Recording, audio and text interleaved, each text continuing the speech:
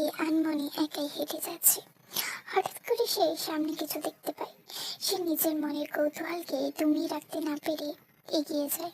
আর সামনে এগিয়ে যেতেই দেখতে পায় একজন ব্যক্তি অচেতন অবস্থায় পড়ে আছে। সে দৌড়ে সেই লোকটির কাছে গেল। লোকটির মাথা থেকে রক্ত চুয়ে চুয়ে পড়ছে, যার ফলে পুরো রাস্তাটা রক্তে লাল হয়ে আছে। তার ওড়না দিয়ে সে ব্যক্তিটার গাটা স্থান বেঁধে দিল। তারপর সে ব্যক্তিটাকে টেনে তুলল এবং ধীরে ধীরে সামনের দিকে এগিয়ে যেতে থাকলো আশ্রয়ের খোঁজে।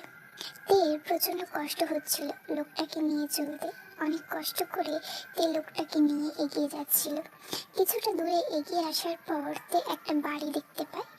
সেই বাড়ির দিকে এগিয়ে যেতে থাকে অজ্ঞাত ব্যক্তিটাকে সঙ্গে নিয়ে। বাড়ির সামনে এনে দরজায় নক করে। 2-3 বার নক করার পর দরজা খুলে এক বৃদ্ধ লোক বাইরে বেরিয়ে আসে। বৃদ্ধ লোকটি তার সাথে থাকা লোকটিকে দেখে ভ্রু কুঁচকায়, কারণ বৃদ্ধটি অজ্ঞান হয়ে থাকা লোকটিকে দেখে অবাক হয়ে যায়। তিনি কোনোদিন কল্পনাও করতে পারেনি যে একজন নামকরা মন্ত্রীর ছেলে তার দোরগোড়ায় এসে দাঁড়াবে, তাও একটা মেয়ের সাথে। লোকটি হলো মিনিস্টার আর্মির ছোট ছেলে জিয়ন জাংকুক। জাংকুক খুবই রাগী একজন মানুষ। তাকে কোনোদিন কোনো মেয়ের সাথে দেখা যায়নি, মেয়ের আশেপাশেও তাকে খুঁজে পাওয়া যায়নি, আর না কোনোদিন সে কোনো সম্পর্কে জড়িয়েছে। তবে আজ একটা মেয়ের সাথে এই অবস্থায় দেখে বৃদ্ধ লোকটি অবাকের চরম সীমায় পৌঁছে গেছে। বৃদ্ধ লোকটিকে দাঁড়িয়ে থাকতে দেখে বলে, প্লিজ আমাদেরকে ভেতরে আসতে দিন। বাইরে এখন প্রচন্ড ঝড় বৃষ্টি শুরু হয়ে গেছে, আমাদের যাওয়ার জায়গা নেই। এই কথাটা শেষ করার আগে বৃদ্ধ লোকটির পিছন থেকে আরো একটা কণ্ঠস্বর শোনা গেল, কে এসেছে গো বাবা? সে ব্যক্তিটি বাইরে বেরিয়ে জাংকুকের এরকম অবস্থা দেখে অবাকের চরম সীমায় পৌঁছে যায়। বৃদ্ধ লোক ও তার ছেলেকে চুপ করে থাকতে দেখে আবারও বলে ওঠে, প্লিজ আমাদেরকে ভিতরে আসতে দিন, উনি খুবই অসুস্থ। অনেক কাকুতি মিনতি করার পর সে বৃদ্ধ লোক ও তার ছেলে তাদেরকে আশ্রয় দিল। অনেক কষ্ট করে জাংকুককে ভিতরে নিয়ে এসে সোফায় বসিয়ে দেয়। ঠিক তখনই এক মহিলা এসে ভিতরে নিয়ে যায়। তো কিছুই বুঝে উঠতে পারছে না, তাই নিজের কৌতূহল দূর করার জন্য ওই মহিলাটিকে প্রশ্ন করে, আচ্ছা আপনি আমাকে ভিতরে কেন নিয়ে এলেন? একটু ধৈর্য ধরো মেয়ে, একটু পরেই সব বুঝতে পারবে। মহিলাটির কথা শুনে কেউ আর কিছু বলল না। সে মহিলাটি এসে বাইরে নিয়ে যায়। বাইরে বেরিয়ে দেখতে পায় সে বৃদ্ধ লোকটি তার পাশে আর তার ছেলের সঙ্গে আরো একজন অচেনা লোক বসে আছে। তার পাশে সোফায় জাংকুক এখনো অচেতন অবস্থায় শুয়ে আছে। তাকে নিয়ে গিয়ে জাংকুকের পাশে বসানো হয়। কিছুতেই বুঝে উঠতে পারছিল না যে তারা কি করতে চাইছে তাদের সাথে। হঠাৎ করে সেই অচেনা ব্যক্তিটা দিকে একটা কাগজ পাড়িয়ে দিয়ে বলে, এখানে সাইন করতে। কাগজটা হাতে নিয়ে 440 ভোল্টে শক খায়, কারণ কাগজটা ছিল রেজিস্ট্রি ম্যারেজের পেপার। এখানে এখানে আমি কেন সাইন করব? কারণ আমরা তোমাদের বিয়ে দিতে চাই। আমাদের বিয়ে কেন করাবেন আপনারা? কারণ তোমরা অপবিত্র সম্পর্কে জড়িত, আর আমি তোমাদের এই অপবিত্র সম্পর্কের জন্য আমার বাড়িতে অপবিত্র বানাতে পারবো না। দেখুন আপনারা ভুল বুঝছেন, আমরা কোনো সম্পর্কে নেই, আমি এনাকে চিনিও না, আমরা কোনো কথা শুনতে চাই না। তারপর দিয়ে ওই কাগজে জোর করে সাইন করানো হয়, আর তারপর জাংকুককে দিয়ে সাইন করানো হয়। সাইন করানো হয়ে গেলে তাদেরকে একটা রুমে পাঠিয়ে দেওয়া হয়। রুমে ঢুকে দেখতে পায় জাংকুক আগে থেকেই রুমে শুয়ে আছে। ধীরে ধীরে বিছানার কাছে এগিয়ে যায়। বিছানার কাছে এসে এক কোণে উঠে বসে। কি করবে কিছু বুঝে উঠতে পারছে না। একবার বাইরের দিকে তাকিয়ে দেখে তখনও প্রবল হারে বজ্র বিদ্যুৎ সহ বৃষ্টিপাত হচ্ছে। বসে বসে অপেক্ষা করতে থাকলো সকালের, কারণ ভোরের আলো ফুটলেই সে এখান থেকে পালিয়ে যাবে। সূর্যের আলো জাংকুকের চোখের উপর পড়তেই জাংকুক ধীরে ধীরে চোখ খুললে। চোখ খুলে প্রথমে নিজেকে একটা অন্য জায়গায় আবিষ্কার করে। তারপর ধীরে ধীরে আগের দিনের রাতের সব ঘটনা মনে পড়ে যায়। সবকিছু মনে পড়ার পর জাঙ্কুক ধীরে ধীরে বিছানার উপর উঠে বসে। ঠিক তখনই দরজা খুলে ভিতরে প্রবেশ করে এক বৃদ্ধ লোক। বৃদ্ধ লোকটা রুমে ঢুকে থেকে দেখতে না পেয়ে জাঙ্কুককে প্রশ্ন করে, তোমার সাথে যে মেয়েটা ছিল সে কোথায়? বৃদ্ধ লোকটার কথা শুনে জাঙ্কুক অবাক হয়ে যায় এবং উল্টে এসে নিচে বৃদ্ধ লোকটিকে প্রশ্ন করে, কে মেয়ে? আমার সাথে তো কোনো মেয়ে ছিল না। জাঙ্কুকের কথা শুনে বৃদ্ধ লোকটি রেজিস্টার পেপারটা জাঙ্কুকের হাতে ধরিয়ে দেয় এবং সব ঘটনা বলে। সব শুনে জাঙ্কুক একবার কাগজে থাকা তার বউয়ের নামটা পড়ে নিয়ে কাগজটাকে সেখানে ফেলে রেখে বেরিয়ে যায় বাড়ির উদ্দেশ্যে। দেখতে দেখতে কেটে যায় 5টা বছর। এই 5 বছর আর জাঙ্কুক দুজনের কেউ কাউকে নিয়ে মাথা ঘামায়নি। তারা সম্পূর্ণভাবে ভুলে গেছিল তাদের এই বিয়েটার সম্পর্ক। তারা তাদের স্বাভাবিক জীবন নিয়ে ব্যস্ততার মাধ্যমে জীবনযাপন করে। যেমন জাঙ্কুক তার পারিবারিক রাজনীতির জীবন নিয়ে ব্যস্ত, তেমনি তে তার কলেজ জীবন নিয়ে ব্যস্ত। আজ তের কলেজে একটা অনুষ্ঠান আছে, সেখানে তে গান গাইবে। তাই জন্য সে আজ সকাল সকাল শাড়ি পরে সুন্দর করে সাজুগুজু করে রেডি হয়ে বেরিয়ে পড়েছে কলেজের উদ্দেশ্যে। তে রাস্তা দিয়ে এক মনে হেঁটে যাচ্ছিল। হঠাৎ করে একটা গাড়ি এসে তাকে ধাক্কা দিয়ে দেয়, যার ফলে তে পড়ে গিয়ে ব্যথা পায়। তে প্রচন্ড রেগে যায়, উঠে দাঁড়িয়ে গাড়িটার সামনে গিয়ে কাঁচে নক করে। ধীরে ধীরে কাঁচটা নামিয়ে নেয়। তে লোকটাকে কিছু বলতে যাবে তার আগেই সে চুপ হয়ে যায়, কারণ সামনে ছিল তার 5 বছর আগে বিয়ে করা বর। তে কিছু বলছে না দেখে জাঙ্কুক আর কোনো কথা না পারে সেখান থেকে চলে যায়। তে তখনও ঘরের মধ্যেই আছে, কারণ সে জাঙ্কুককে চিনতে পেরেছিল। তে নিজেকে স্বাভাবিক করে কলেজের উদ্দেশ্যে রওনা দেয়। কলেজে জাঙ্কুক এসে উপস্থিত হয়েছে, তাকে সম্বর্ধনা জানাচ্ছে। তারপর তেকে মঞ্চে ডাকা হয়েছিল গান গাওয়ার জন্য। তে অনেক ভয়ে ভয়ে মঞ্চে যায় আর খুব সুন্দর একটা গান করে। তের গান শুনে জাঙ্কুক মুগ্ধ হয়ে যায়। সেই দিনের পর থেকে কেটে গেছে আরো 1 সপ্তাহ। এই 1 সপ্তাহ জাঙ্কুক নির্বাচনের কাজ নিয়ে প্রচন্ড ব্যস্ত ছিল। তবে আজ হঠাৎ করে তার মনে এক অন্যরকম চিন্তা কাজ করছে। সে তার এই অ্যাসিস্ট্যান্ট সুগাকে ডেকে পাঠায়। সুগা জাঙ্কুকের কেবিনে আসতেই জাঙ্কুক সুগাকে বলে, এবার আমার বউকে চাই। জাঙ্কুকের কথা শুনে সুগা অবাক হয়ে যায়। সুগাকে অবাক হয়ে তাকিয়ে থাকতে দেখে জাঙ্কুক বলে ওঠে, সুগা, তুমি আমার দিকে এইভাবে তাকিয়ে আছো কেন? আমি বিয়ে করেছি 5 বছর আগে, কিন্তু এখনো বাসরটা করতে পারিনি। তাই এবার আমার 5 বছর আগে বিয়ে করা বউকে চাই। তুমি যেখান থেকে পারো খুঁজে এনে দাও। কিন্তু আমি তাকে কিভাবে খুঁজবো? আমি তাকে দেখিনি, নাম জানি না, তার কোনো ইনফরমেশনও আমার কাছে নেই। সুগার কথা শুনে জাঙ্কুক বলে ওঠে, আমি সেদিন যাদের বাড়িতে আশ্রয় নিয়েছিলাম সেখানে যাও। জাঙ্কুকের আদেশ পাওয়া মাত্রই সুগা বেরিয়ে যায়।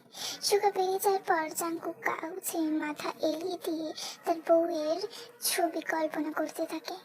পরের দিন সকালে সুগা হাতে একটা ফাইল নিয়ে জাঙ্কুকের কেবিনে প্রবেশ করে।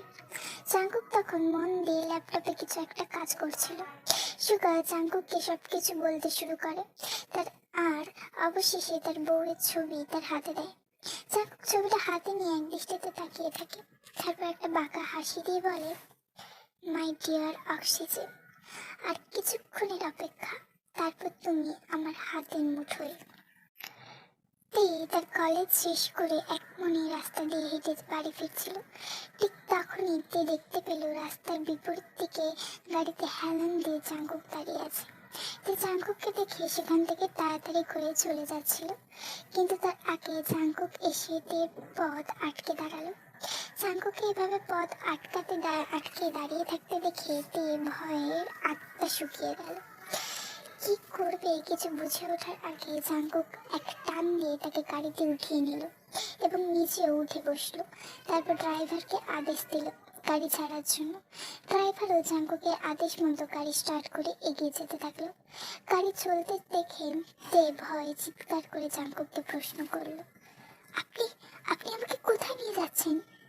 তোমার শ্বশুর বাড়িতে। মানে?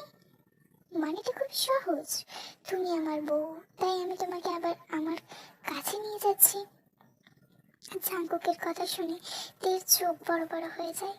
তেকে অবাক হয়ে তার দিকে তাকিয়ে থাকতে দেখে জাঙ্কুক বলল, কি হলো? আমার দিকে এইভাবে তাকিয়ে আছো কেন? মনে হচ্ছে চোখ দিয়ে এক্ষুনি গিলে খাবে আমাকে। জাঙ্কুকের কথা শুনে তে মাথা নিচু করে ফেললো এবং মনে মনে বলল, অসভ্য লোক একটা। বেশ কিছুক্ষণ পর কালো মার্সিডিজটা একটা বিশাল বড় গেট পেরিয়ে একটা বিশাল বড় বাড়ির সামনে গিয়ে থামে।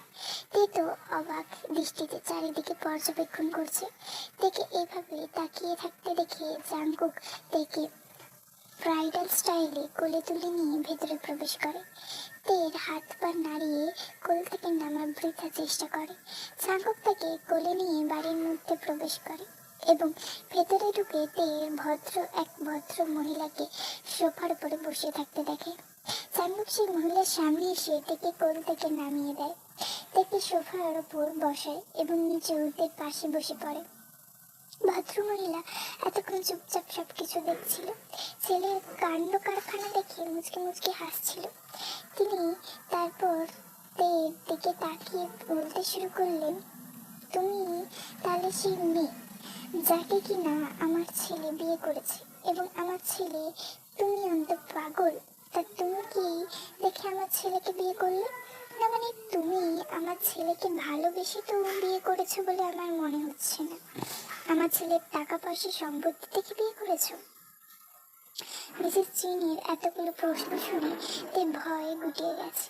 কি বলবে তার শাশুড়ি মাকে সেটাই সে বুঝে উঠতে পারছে না। জাঙ্কুক তের ভয়ের তো মুখের দিকে তাকিয়ে তার মাকে উদ্দেশ্য করে বলল, মা, তোমার এসব ফালতু প্রশ্নের উত্তর দেওয়ার জন্য ওকে এখানে নিয়ে আসিনি আমি। আর ও আমার যাই দেখে বিয়ে করুক না কেন, ও আমার বউ, সো ও আমার কাছেই থাকবে। তাতে যদি তোমাদের কোনো সমস্যা থাকে তাতে আমার কিছু যায় আসে না।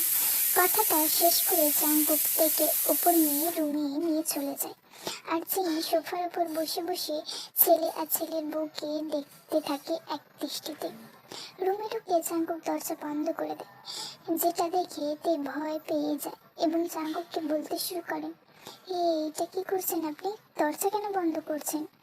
জাঙ্কুক তের সামনে এগিয়ে এসে তেকে আরো কিছু বলার সুযোগ না দিয়ে তের ঠোঁট ছোড়া নিজের দখলে করে নেয়। প্রায় 20 মিনিট পর তের ঠোঁট ছাড়ে জাঙ্কুক। তের ঠোঁট ছাড়ার সাথে সাথে তের জোরে জোরে নিঃশ্বাস নিতে থাকে। অন্যদিকে জাঙ্কুকও জোরে জোরে নিঃশ্বাস নেয়। কিছুক্ষণ দুজনই স্বাভাবিক হয়ে যায়। তারপরে জাঙ্কুক থেকে বলে, আজ বিকেলে পার্লার থেকে লোক আসবে তোমাকে সাজানোর জন্য। কেন? আজ কি কিছু আছে যার জন্য আমাকে সাজতে হবে? হ্যাঁ, আজ আমার আর তোমার বিয়ে। বিয়ে? হ্যাঁ, বিয়ে। আর এইবার বিয়েটা সবার সামনে হবে, মানে আমার বাড়ির লোক আর তোমার বাড়ির লোক সবার উপস্থিত থাকবে। জাঙ্কুকের কথা শুনে তে ভয়ে ঢুক গিলতে থাকে। ভয়ে ভয়ে জাঙ্কুককে প্রশ্ন করেন, আচ্ছা, আমার বাড়ির লোক আসবে, তারা কি আমাদের সম্পর্কে সব কিছু জেনে গেছে? তেকে ভয় পেতে দেখে জাঙ্কুক তাকে নিজের কাছে নিয়ে এসে শক্ত করে জড়িয়ে ধরে কপালে একটা কিস করে বলল, ভয় পাওয়ার কিছু নেই, সব ঠিক আছে, আমি সব কিছু সামলে নিয়েছি। তারা আমাকে জামাই রূপে পেয়ে খুবই খুশি হয়েছে। কথাটা শেষ করে জাঙ্কুক আর একবার তের কপালে ক্রিস করে রুমে থেকে বেরিয়ে পড়ে। সব নিয়ম কানুন মেনে জাঙ্কুক আর তের বিয়ে হয়ে আবারও বর্তমানে তে বধূরূপে বসে আছে বাসর ঘরে। বেশ কিছুক্ষণ পর জাঙ্কুক রুমে প্রবেশ করে। জাঙ্কুককে রুমে ঢুকতে দেখে তে লজ্জা আর ভয়ে গুটিয়ে যায়। তেকে লজ্জা পেতে দেখে জাঙ্কুক একটু মুচকি হেসে তের সামনে গিয়ে বসে। তারপর ধীরে ধীরে তে আরো কাছে যেতে থাকে জাঙ্কুককে এগিয়ে আসতে দেখে তে কাঁপা কাঁপা স্বরে প্রশ্ন করে, আপনি এগিয়ে আসছেন কেন? ও মা, এ কেমন কথা? থাকতে আমি যদি না এগিয়ে যাই তাহলে তোমাকে আদর করবো কিভাবে? চুপ করুন অসভ্য লোক। ওমা, আমি চুপ করবো না না? আর আমি যদি অসভ্যতামি না করি তাহলে আমার বাবুর মা হবে কিভাবে? লজ্জায় মাথা তুলে তাকাতে পারছে না। জাঙ্কুক আর কিছু না বলে তার প্রোডাক্ট লঞ্চ করার কাজেই লেগে পড়ে। বেশ কিছুক্ষণের মধ্যে দুটো নরনারী হারিয়ে যায় এক বিশাল সমুদ্রের মাঝে। সো এই গল্পটা এখানেই শেষ হয়ে গেছে। জানি না গল্পটা কেমন হয়েছে।